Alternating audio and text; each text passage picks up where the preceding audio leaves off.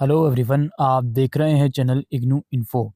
दोस्तों, जो एमबीए के स्टूडेंट हैं जो इग्नू में करंटली स्टडी कर रहे हैं, उनको पासिंग क्राइटेरिया के रिगार्डिंग एक इम्पोर्टेंट इन्फॉर्मेशन देनी है। हमने इससे पहले इग्नू के एमबीए पासिंग क्राइटेरिया के ऊपर एक और वीडियो बनाई हुई है, जिसमें हमने साफ क्लियर करा है कि आपको एक सब्जेक्ट को क्लियर करने के लिए उस पर्टिकुलर सब्जेक्ट में एटलीस्ट सी ग्रेड आना चाहिए। लेकिन अब ये क्राइटेरिया थोड़ा सा रिवाइज किया है इग्नू ने। पहले मैं उसका स्क्रीनशॉट आपको दिखा देता हूँ, उसके बाद मैं नए क्राइटेरिया के बारे में बात करूँगा।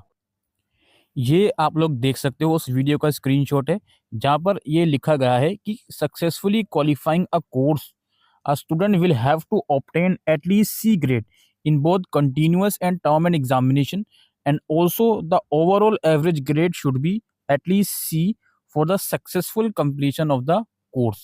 ये बात इसमें लिखी गई है। ठीक है, सी ग्रेड लाना है आपको, अलग अलग भी और ओवरऑल भी।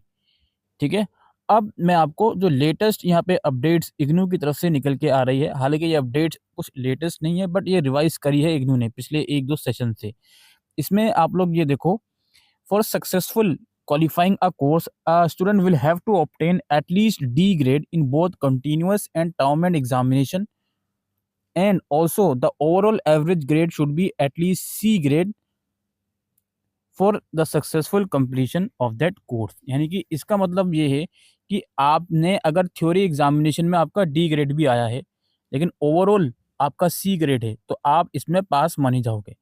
कुल मिलाकर जो स्टूडेंट की एक जनरल क्वारी है वो यही है कि मेरा डी ग्रेड आया है, मेरा डी ग्रेड आया है थ्योरी पेपर में, क्या मैं उस सब्जेक्ट में पास हूँ? उस सब्जेक्ट के एग्जाम में आप बिल्कुल पास माने जाओगे। अब पुराने उसके अकॉर्डिंग पास नहीं माना जाता था, लेकिन अब इग्नू ये बोल रहा है कि जिसका डी ग्रेड आया है उसको भी हम पास कंसिडर करेंगे, लेकिन ओवरऑल ग्रेड जो होना चाहिए वो सी होना चाहिए। यानी कि मान लेते हैं किसी सब्जेक्ट में असाइनमेंट भी है और टर्म एंड एग्जामिनेशन भी है, मतलब सब सब्जेक्ट्स में होते हैं।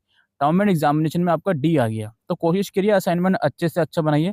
अगर उसमें बी ग्रेड आ जाता है आपका, तो ये डी प्लस बी मिला के एटलीस्ट आपका सी हो जाएगा और आप इसमें पास कंसिडर करे जाओगे। तो ये एक लेटेस्ट अपडेट इग्नू की तरफ से आता है।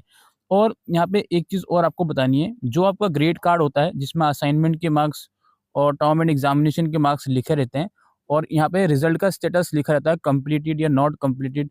अगर आपको कंफ्यूजन होता है कि सर मेरा डी ग्रेड है, मैं श्योर कैसे हूँ कि मैं उसमें पास हूँ या नहीं, तो आपका जो ग्रेड कार्ड होगा उसमें लिखा रहेगा कंप्लीटेड, अगर आप उसमें पास हो उस सब्जेक्ट के रिजल्ट के आगे।